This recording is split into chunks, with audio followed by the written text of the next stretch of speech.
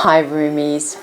So is there a definitive way to improve your game? Is there a step-by-step formula? I actually think that there is, and I think that if you're already using this formula that I'm about to talk to you about, then I think you've probably got a handicap of 10 or less, and if you've been doing it for about 12 months or more.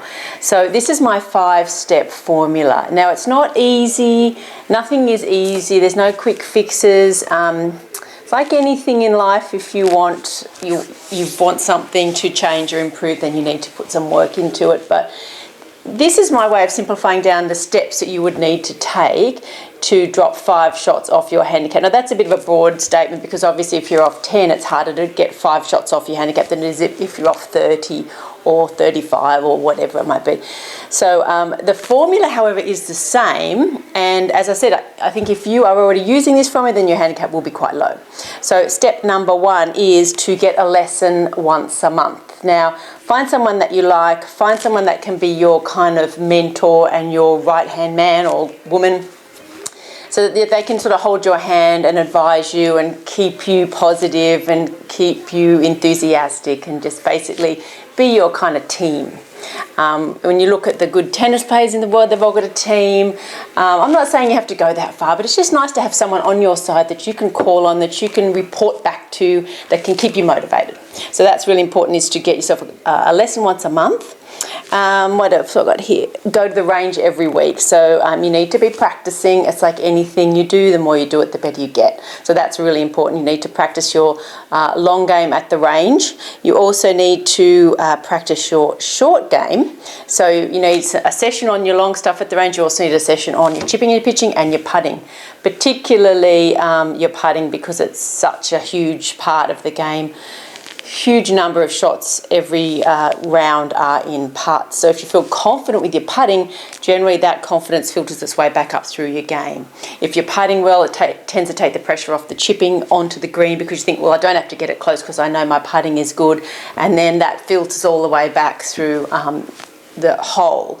So really keep your putting good. Practice at home on the carpet, practice after you play if you've got 10 minutes to spare, obviously before you go out. You don't have to make a special trip to the course if you don't want it, but if you're already there, then do 10 minutes after you've had lunch and before you jump in the car or whatever. If you can make a special trip, even better.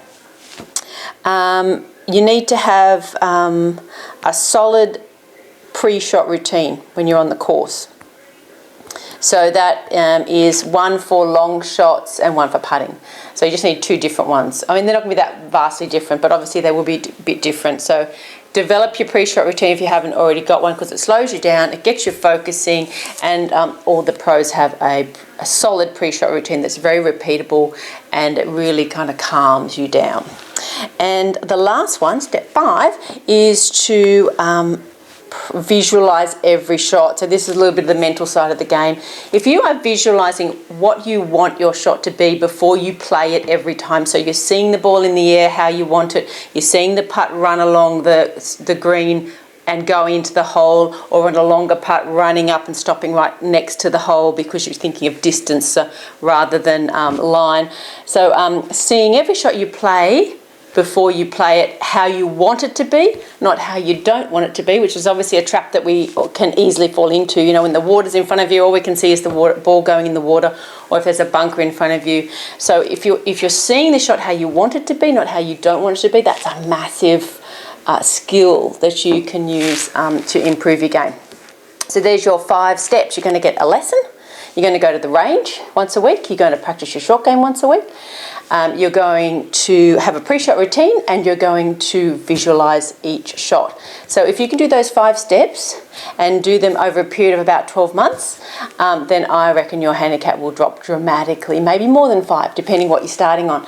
So there's your step-by-step process. I didn't say it was going to be easy. There's some work involved, and there's getting into a routine, but you will get the rewards. I absolutely guarantee that you will get the rewards. So give it a try. Let me know. Good luck.